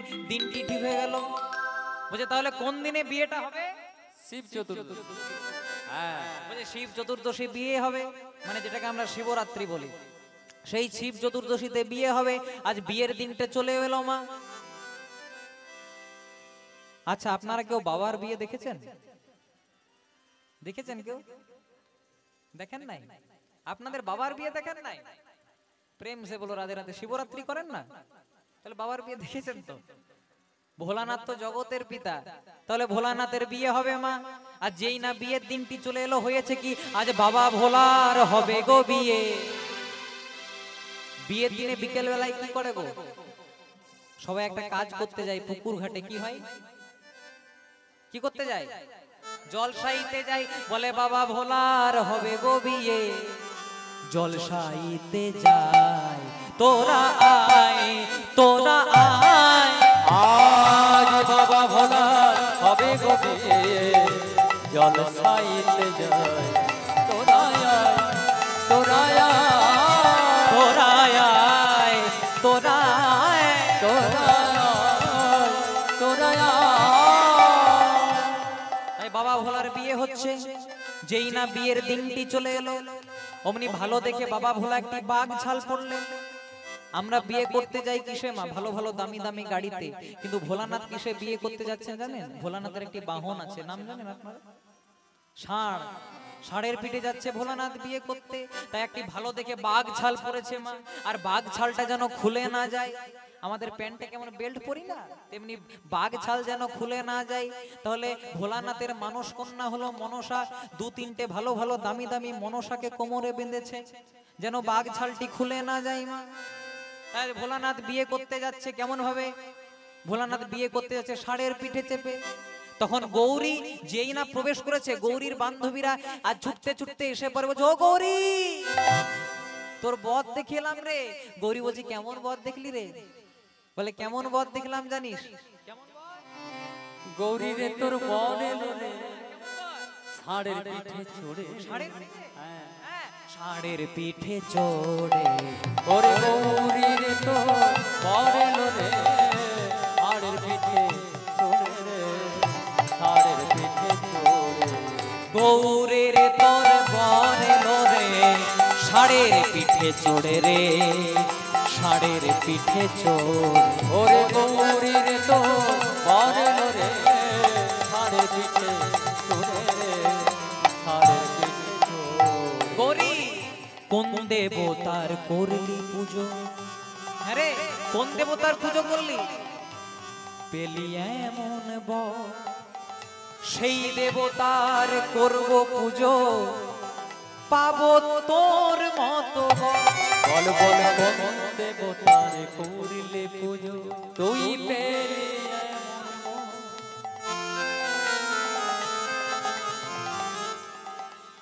সেই দেবতার করিব পুজো, পাবো তোর মতো বর। আচ্ছা, আপনারা শিবরাত্রি করেন না? কারা কারা করেন একবার হাত তুলুন তো। শিবরাত্রি কেন করে গো মা? মায়েরা বলবে ভালো বর পাবো তাই শিবরাত্রি করে। কম বয়সী মেয়েরা ওর জন্য করে না। শিব, অনেকে বলে শিবরাত্রি করলে শিবের মতো বর পাবো। শিবের মতো বর একদম আশা করবেন না মা। শিবের মতো যদি বর হয় না, রাত্রিবেলায় গাঁজা খেয়ে এসে এমন মারধর করবে, প্রেম সে বলো নিতাই গৌর হরি হরি বল। শিবরাত্রি কি সেই জন্য করি না? শিবরাত্রি ভালো বর পাওয়ার জন্য করে, অনেকে সব মানসিক করে, কিন্তু শিবরাত্রি আসল করে কেন? সেই দিনটা আমরা উদযাপন করি ভোলানাথের বিবাহ উপলক্ষে। তাই বলছে, কোন দেবতার করলি পুজো, পেলি এমন বর, সেই দেবতার করব পুজো, পাবো তোর মতো বর। বলছে, কোন দেবতার করলি পুজো, ও গৌরী, পেলি এত সুন্দর বর। বল বল, আমরা সেই দেবতার করব পুজো, পাবো তোর মতো বর। বল বল কোন দেবতার করিলে পুজো, পেলি এমন বর। সেই দেবতার দেব পুজো পাবো তোর মতো বর। বলে গৌরীর তোর বর এলো। ওরে ষাঁড়ের পিঠে মায়ের একটু উলুধ্বনি দেবেন না গো, একটু দিয়ে দিন তো জোরে, একদম শেষে দিয়ে চলছি মায়েরা। বলে গৌরীর তোর বর এলো রে, ষাঁড়ের পিঠে হরি বল। ষাঁড়ের পিঠে চড়ে, গৌরীর তোর বর এলো রে, ওরে ষাঁড়ের পিঠে চড়ে রে, ষাঁড়ের পিঠে চড়ে। আর এই দিয়ে গৌরীর বিয়ে হবে ভোলানাথের সঙ্গে। নারদ মুনিও যাচ্ছে, সবাই যাচ্ছে, নারদ মুনিও যাচ্ছে। নারদ মুনি মনে মনে চিন্তা করছে, এতক্ষণ তো এত কিছু করলাম, একবার শেষবারের মতো শেষ খেলাটা খেলেই দিই। কেন শেষ খেলা কি করে খেলবে মা, ভালো করে লক্ষ্য করুন। ভোলানাথ করেছিল কি, ওই বাঘ ছালটা যেন খুলে না যায় তার জন্য ভালো ভালো দেখে কটা মা মনসা বেঁধেছিল। আর নারদ মুনি মনে মনে চিন্তা করলে, মা মনসা সব জায়গায় থাকে, কিন্তু ঈশ্বর মূলের গন্ধে সর্প আর থাকতে পারে না। মনে মনে চিন্তা করছে, মা মেনকা যখনই বরণ করতে আসবে, বরণ ডালাতে দূর থেকে এক ফোঁটা ঈশ্বর মূল ছড়ে দেব। আর যখনই ঈশ্বর মূল ছড়ে দেব, যত মা মনসা পড়ে এসেছে সেই সব মা মনসা খুলে যাবে। আর খুলে গেলে বাঘ ছালও খুলে যাবে। নিতাই গৌর হরি হরি গো। যার যেমন ভাব তার তেমন লাভ।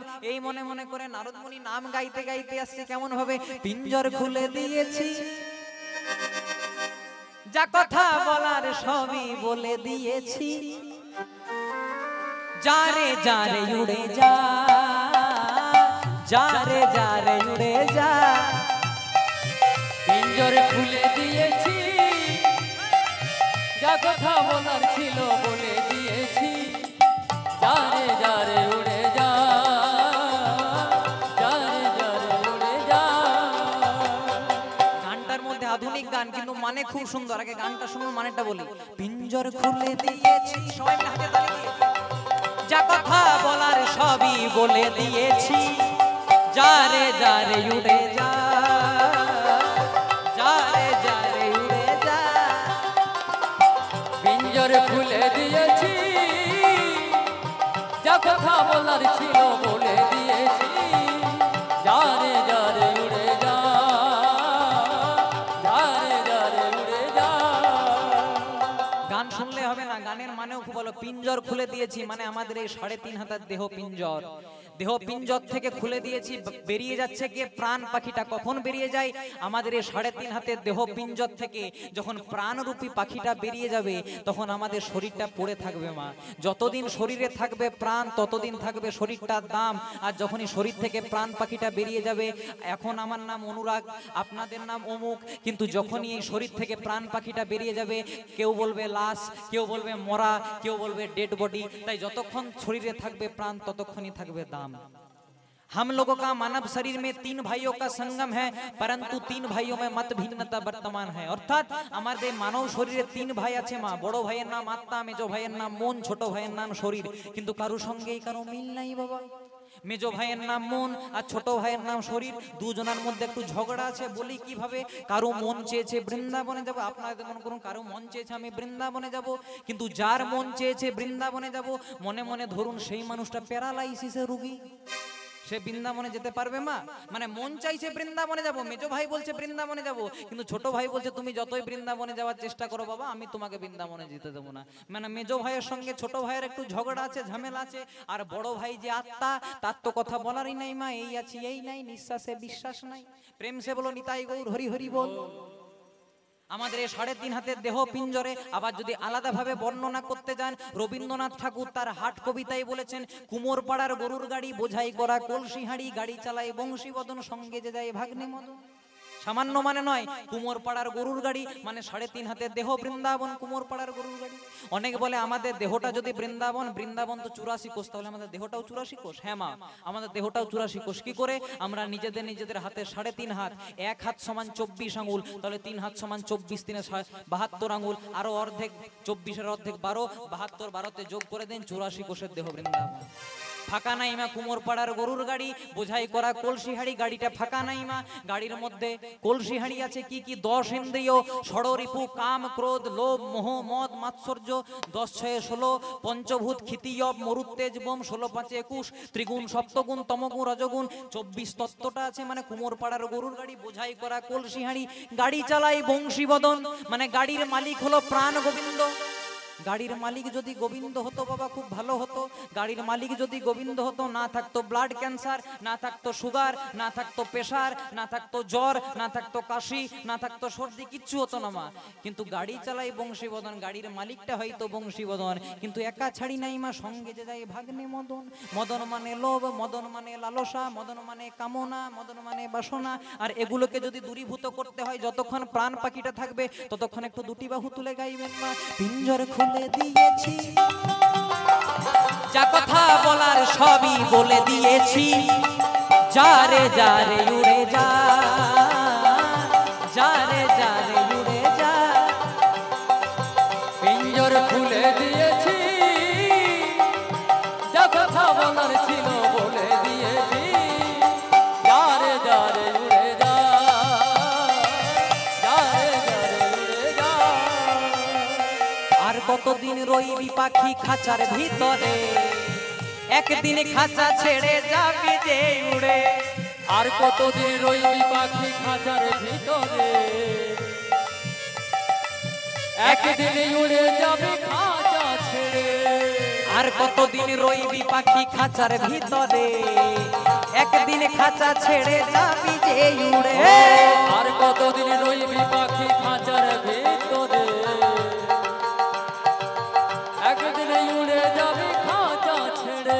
দেখুন মা, আর কতদিন রইবি পাখি খাঁচার ভেতরে, মানে কতক্ষণ আমাদের প্রাণ পাখিটা থাকবে। মেডিসিনের কারখানায় যখন একটা মেডিসিন তৈরি হয়, ঔষধের কারখানায় যখন একটা ঔষধ তৈরি হয়, পিছনে লেখা থাকে বাবা এক্সপায়ার ডেট, মানে কখন ওষুধটা ব্যবহার করা বন্ধ করে দিতে হবে। তেমনি ভগবানের কারখানাতে আমরা যখন রক্ত মাংস নিয়ে তৈরি হয়েছি, আমাদের পিছনেও লেখা থাকে বাবা এক্সপায়ার ডেট। পার্থক্য কি? ওষুধের গায়ে এক্সপায়ার ডেট লেখা থাকলে সেটা আমরা দেখতে পাই, কিন্তু আমাদের গায়ে যেদিন এক্সপায়ার ডেট লেখা থাকবে, যদি আসে ডাক্তার, কি করে রে তোর ডাক্তার? যদি আসে ডাক্তার, যদি আসে ডাক্তার, যদি গোবিন্দের ডাক আসে মা, আপনি ভেলোরেই যান, অ্যাপেলোতেই যান, কলকাতার এসএসকেএমে যান, এমডি দেখান, ইএনটি দেখান, কেউ কি বাঁচাতে পারবে? তাই বলছে আর কতদিন রইবি পাখি খাঁচার ভিতরে, একদিন খাঁচা ছেড়ে যাবি যে উড়ে। আর কতদিন রইবি পাখি খাঁচার ভিতরে, একদিন যাবি উড়ে সোনার পাখি, সোনার পাখি লোহার কাঁচায় ধরে রাখা যায়, ধরে কি রাখা যায়? তাই তো যারে যারে উড়ে উড়ে যা, যারে যারে উড়ে যা। পিঞ্জর খুলে দিয়েছি, তাই গৌর হরি যা বল। বলার ছিল বলে দিয়েছি, যারে যারে উড়ে যা, যারে যারে উড়ে যা। বলো রাধে রাধে রাধে রাধে জয় রাধে, রাধে রাধে জয় রাধে। একদম লীলার মিলনে চলে এসেছি মা, একটু হাত দুটিকে তুলে দিন শেষবারের মতো। রাধে রাধে রাধে রাধে জয় রাধে, জয় রাধে জয় রাধে।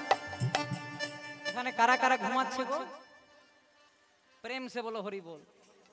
যারা ঘুমাচ্ছে একটু শান্তি করে ঘুমাতে দিন। অনেকে বলে আমি যখন বাড়িতে থাকি তখন আমার বিছানাটা 2 লাখ টাকার, কিন্তু যতক্ষণ না 1 টাকার ঘুমের ট্যাবলেট খাই ততক্ষণ ঘুম হয় না। আর যখন হরিবাসরে আসি একটু খুঁটিটাকে যখনই হেলান দিই তখনই ঘুম আসে।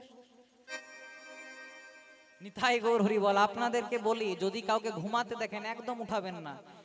আমি একজন বাবা আমাকে বলছে, শোনো বাবা, কি আর বলবো, আমার 3-4 লাখ টাকার বিছানা, একদম শুলে একদম নিচে ঢুকে যায়, কিন্তু 1 টাকার ঘুমের ট্যাবলেট না খেলে ঘুম হয় না। কিন্তু যখনই আমি হরিবাসরে আসি কীর্তন শুনতে, কোথা থেকে মা যোগমায়া ভর করে গো, মাথায় ঘুমটা দিয়ে যেই না খুঁটিতে হেলান দিই সঙ্গে সঙ্গে। আমি বললাম, মা শুনুন, আপনি হরিবাসরে বেশি আসবেন, তাকে কি বোঝালাম বলুন তো? বললাম মানুষ কোথায় শান্তিতে ঘুমায় বলুন তো? যেখানে বিপদ থাকে না। আপনি হয়তো বাড়িতে বিপদ অনুভব করেন, কিন্তু হরিবাসরে যখন আসেন মনে মনে চিন্তা করেন গোবিন্দের সংসার বিপদ ফিপদ আসবে না, তাই যতক্ষণ আছেন একটু হরিনামটা করে নিন মা। আর যারা ঘুমাচ্ছে মাথায় একটু হাত বুলিয়ে দিন যেন আরো ভালো করে ঘুমিয়ে যায়। প্রেম সে বলুন তাই গৌর হরি বল। আবার আপনাদের সঙ্গে কবে দেখা হবে জানি না, কালকে আবার নদিয়াতে গান আছে, আবার পরশু আছে গোবিন্দ ধাম। এভাবে প্রত্যেক দিন আমাদের কীর্তন চলছে। তোমরা মায়েরা খুব ভালো, একটু সবাই মিলে হাত তুলে দাও না গোমা। হ্যাঁ, বলো রাধে রাধে রাধে রাধে জয় রাধে জয় রাধে জয় রাধে রাধে রাধে রাধে রাধে জয় রাধে। ও বলো রাধে রাধে রাধে রাধে জয় রাধে জয় রাধে জয় রাধে। ও বলো রাধে রাধে রাধে রাধে জয় রাধে। রাধে রাধে রাধে রাধে জয় রাধে রাধে রাধে রাধে রাধে জয় রাধে। রাধা গোবিন্দ নাম বলো রে রাধে রাধে রাধে রাধে রাধে রাধে। বলো বলো রাধা রানী কি, রাধা গোবিন্দ নাম বলো রে রাধে রাধে। ও রাধা গোবিন্দ নামে বলো রে রাধে রাধে গোবিন্দ নাম বলো রে রাধে রাধে। রাধা গোবিন্দ নাম বলো রে রাধে রাধে রাধা গোবিন্দ নাম বলো রে রাধে রাধে। ও রাধা গোবিন্দ নামে বলো রে রাধে রাধে গোবিন্দ নাম বলো রে রাধে রাধে। তাই আজকে কিন্তু ভোলানাথের সঙ্গে পার্বতীর বিয়ে হচ্ছে মা। যেই না পার্বতীর বিয়ে হবে অমনি কিন্তু মা মেনকা করেছে কি ভোলানাথকে বরণ করতে যাবে। আর নারদ মুনি মনে মনে চিন্তা করলেন শেষ খেলাটা খেলে দিই। ভোলানাথ দু তিনটি মা মনসাকে বেঁধে এসেছে, যেন মা মনসাগুলো খুলে যায়। অমনি করলেন কি, ঈশ্বর মূলের গন্ধ সর্প সহ্য করতে পারে না, তাই দূর থেকে নারদ মুনি শেষ লীলা করার জন্য ঈশ্বর মূলটা মা মেনকার থালায়। যত মা মেনকা এগোই মা, যত বরণ ডালা এগোই, তত ধীরে ধীরে ঈশ্বর মূলের গন্ধে সর্প নড়ে আর চলে। ও গো ঈশ্বর মূলের গন্ধে সর্প নড়ে আর চড়ে। বলে ঈশ্বর মূলের গন্ধে সর্প নড়ে আর চড়ে। ও গো ঈশ্বর মূলের গন্ধে সর্প নড়ে আর চড়ে। দেখুন মা লীলা জগতে হয়েছে কি, যেই না নারদ মুনি ঈশ্বর মূলটা ছুড়ে দিচ্ছে, মা মনকা যত বরণ ডালা নিয়ে এগোচ্ছে, আস্তে আস্তে কিন্তু মা মনসাগুলো সরে যাওয়ার উপক্রম। শিব মনে মনে চিন্তা করছে যদি লজ্জাটাকে বাঁচাতে হয় তাহলে ভালো করে বাঘ ছালটাকে ধরেছে। এক সময় যেই না বরণ করতে এসেছে মা মেনকার ওই বরণ ডালাতে ঈশ্বর মূল ছিল বলে সব সর্প দূরে চলে গেছে। সর্পও খুলে গেছে, বাঘ ছালও খুলে গেছে। এবার বুঝে নিন কি ঘটনা। তাই তো আমাদের বাংলাতে চলতি ভাষা মেনকা মাথায় লেগো কি গো। বাহ বাহ বাহ, মায়েরা খুব ভালো জানো গো। ভাগ্যিস এতক্ষণ উত্তর দাও নাই গো, উত্তর দিলে আমার চাকরিটাই চলে যেত। প্রেম সে বলনি তাই গৌর হরি হরি বল। লীলা জগতে এগুলো আমাদের রসিকতার জিনিস, কিন্তু আমাদেরকে জানতে হবে ভোলানাথ আমাদেরকে শিক্ষা দিলেন। যেদিন আমরা এসেছিলাম মা প্রথম, আমরা কি কোনো জামা কাপড় পরে এসেছিলাম? এই যে আমি পাঞ্জাবি পরেছি, পাঞ্জাবিটা পরে এসেছিলাম? আপনারা চশমা পরেছেন, শাড়ি পরেছেন, এইসব পরে এসেছিলেন? কিচ্ছু আসেনি। যেদিন আমরা প্রথম মায়ের গর্ভে ভূমিষ্ঠ হয়েছিলাম কিচ্ছু পরে আসেনি। আর যেদিন 4 জনের কাঁধে চেপে শ্মশান ঘাটে যাব, পরনে যদি একটা ডোর থাকে সেটাকেও খুলে নেবে মা। যাওয়ার সময় কি বলবে? বলো হরি বলো হরি, আমার গাড়ি আমার বাড়ি আমার ছেলে আমার মেয়ে, ব্যাংক ব্যালেন্স, সাদা টাকা কালো টাকা গোলাপি টাকা কিছু থাকবে মা? এসেছিলাম খালি হাতে, যাবো খালি হাতে। তাই ভোলানাথ শিক্ষা দিলেন এসেছিলেও খালি হাতে, যাবো খালি হাতে। তাই যতদিন এসেছো ভগবানের নামে হরি নাম করো, অন্য কিছু সঞ্চয় করার চেষ্টা করো না। কেন? কারণ যাবার দিনে শুধু হরি নাম ছাড়া কোনো গতি নাই। क्या लेके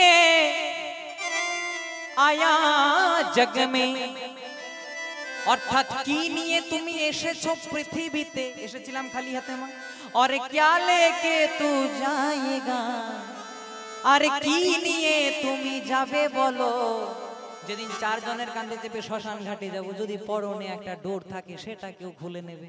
শুধু যাবে একটাই জিনিস, দুটি বাহু তুলে নাম হরি কা जब चले बंदे फिर पीछे पछताए। ओ नाम हरि का जब चले बंदे फिर पीछे पछताएगा।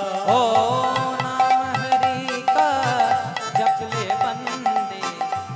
पीछे पछताए। ओ नाम हरि जप ले बंदे फिर पीछे पछताएगा। कहत कबीरा सुन भाई साधु, कहत कबीरा सुन भाई साधु, कहत कबीरा सुन भाई साधु, कहत कबीरा सुन भाई साधु, करनी का फल पाएगा। আস্তে এই যে আপনারা চ্যানেলটা দেখতে পাচ্ছেন, কি নাম জানো চ্যানেলটা? রাধা দামোদর কীর্তন জগৎ। আচ্ছা, রাধা দামোদর কীর্তন, এরা অনেক দূর থেকে এসেছে কীর্তন রেকর্ডিং করার জন্য। এই যে আপনারা আমাকে এখানে দেখতে পাচ্ছেন, তার ভূমিকা ইউটিউব। প্রথমে ইউটিউবে আমরা এসেছিলাম, তবে আজকে এইসব জায়গাতে আমরা আসতে পেরেছি যতটুকুই এসেছি। তাই পারলে এদের চ্যানেলগুলো একটু সাবস্ক্রাইব করে দেবেন আমাদের মতো অধম কীর্তনীয়দের কীর্তন শোনার জন্য। कहत कबीरा सुन भाई साधु, कहत कबीरा सुन भाई साधु, करनी पाएगा नाम हरि का जप ले बंदे फिर पीछे पछताएगा। नाम हरि का जप ले बंदे फिर पीछे पछताएगा। ओ नाम हरि का जप ले बंदे फिर पीछे पछताएगा। बचपन बीता खेले खेल में, ओ बचपन बीता खेल खेल में, बचपन बीता खेले खेल में, बचपन बीता खेल खेल में, भरी जवानी तू मस्त रहा। नाम हरि का जप ले बंदे फिर पीछे पछताएगा। ओ नाम हरि का जप ले बंदे फिर पीछे पछताएगा। ओ नाम हरि का जप ले बंदे फिर पीछे पछताएगा। बोलो राखल राजा बोले देना श्याम कुंडो राधा कुंडो गिरी गोवर्धन। हरि बोल। রাখাল রাজা বলে দেনা কোথায় বৃন্দাবন, শ্যাম কুণ্ড রাধা কুণ্ড গিরি গোবর্ধন। যদি কোনো মায়েদের নৃত্য করার ইচ্ছা থাকে একই জায়গায় দাঁড়িয়ে নৃত্য করতে পারেন। বলে সবাই বলবো, বলে রাখাল রাজা বলে দেনা কোথায় বৃন্দাবন, শ্যাম কুণ্ড রাধা কুণ্ড গিরি গোবর্ধন। রাখাল রাজা বলে দেনা, রাখাল রাজা বলে দেনা এমন কোথায় বৃন্দাবন, শ্যাম কুণ্ড রাধা কুণ্ড গিরি গোবর্ধন। বলে রাখাল রাজা বলে দেনা কোথায় বৃন্দাবন, শ্যাম কুণ্ড রাধা কুণ্ড গিরি গোবর্ধন। ओ राखाल राजा बोले देना कोথায় বৃন্দাবন, শ্যাম কুণ্ড রাধা কুণ্ড গিরি গোবর্ধন। ভাগ্যবতী শ্রী যমুনা উদার বয়ে যায়, কেশি ঘাটার বংশী বটে আছে শ্যামল। ভাগ্যবতী শ্রী যমুনা উজান বয়ে যায়, কেশি ঘাটে বংশী বটে আছে শ্যামরা। তাই গৌর হরি বল। ভাগ্যবতী শ্রী যমুনা উজান বহে যায়, কেশি ঘাট বংশী বটে আছে শ্যামরা। বলে বাঁশরি বাজাই রে কালা, বাঁশরি বাজাই কমল ডালে বসে কালা, বাঁশরি বাজাই। বাঁশুরি বাজায় রে কালা, বাঁশুরি বাজায় কদম গানে কালা আমার, বাঁশুরি বাজায়। বলে বাঁশরি বাজাই রে কালা, বাঁশরি বাজাই কমল ডালে বসে কালা, বাঁশরি বাজাই।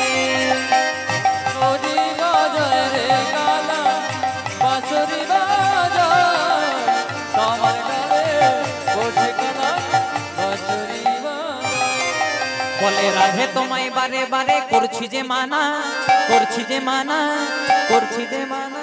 সবাই মিলে একসঙ্গে রাধা রানী কি, রাধা রানী কি, রাধা রানী কি। বলে যমুনাতে জল ভরিতে একলা যেও না।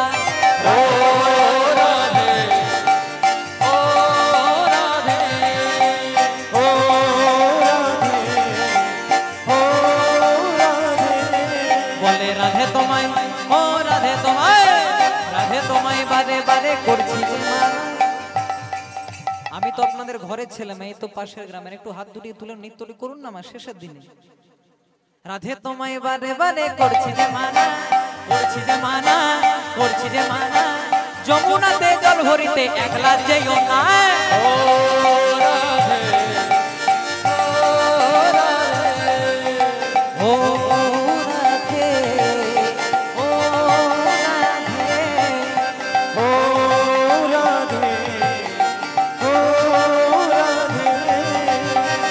রাধে রাধে, রাধে রাধে, রাধে রাধে, জয় রাধে।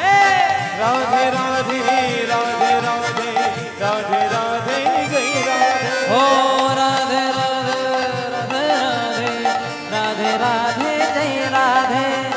রাধে রাধে, রাধে রাধে, রাধে রাধে, জয় রাধে। राधे राधे जपा करो, कृष्ण नाम रस पिया करो। राधे राधे जप करो, कृष्ण नाम रस पिया करो। राधे राधे जपा करो, कृष्ण नाम रस पिया करो। राधे राधे, साई गौर हरि बोल। कृष्ण नाम रस पिया करो। ओ राधा रानी है महारानी, महिमा उनका सब जग जाने। राधा रानी है महारानी, वही मान की सब जग जाने। राधा रानी है महारानी, महिमा उनकी सब जग जाने। राधे चरणों में शीश झुकाया करो। राधा रानी की, राधा रानी की, जोरे दी हमें राधा रानी की। राधे राधे जपा करो, राधे राधे जप करो, कृष्ण नाम रस पिया करो। ओ राधे राधे जपा करो, कृष्ण नाम रस पिया करो। ओ राधे राधे, राधे राधे, राधे राधे, जय राधे। राधे राधे, राधे राधे, राधे राधे, जय राधे। राधे राधे, राधे राधे, राधे राधे, जय राधे। राधे देंगी तुमको शक्ति, मिलेगी तुमको कृष्ण की भक्ति। राधे देवी तुमको शक्ति, मिलेगी तुमको कृष्ण का भक्ति। और राधे देंगी तुमको शक्ति, मिलेगी तुमको कृष्ण की भक्ति। राधे देवी तुमको शक्ति, मिलेगी तुमको कृष्ण का भक्ति। राधे कृपा दृष्टि बरसाया करो। राधे राधे जपा करो, राधे राधे जपा करो, कृष्ण नाम रस पिया करो। ओ राधे राधे जपा करो, कृष्ण नाम रस पिया करो। राधे राधे जपा करो, कृष्ण नाम रस पिया करो। ओ राधे राधे, राधे राधे, जय राधे। राधे राधे, राधे राधे, जय राधे। ओ राधे राधे, राधे राधे, राधे राधे, राधे राधे, जय राधे। बोलो राधे राधे, राधे राधे, जय राधे। राधे राधे, राधे राधे, जय राधे। बोलो जय राधे, बोलो जय राधे, बोलो श्री राधे, बोलो जय राधे। बोलो बरसाने वाली राधे, राधे राधे, बोलो न्यारी न्यारी राधे, ओ बरसने वाले राधे, बोलो प्यारी प्यारी राधे, ओ बरसने राधे, बोलो प्रेम से बोलो राधे। प्रेम से बोलो राधे। जय राधे।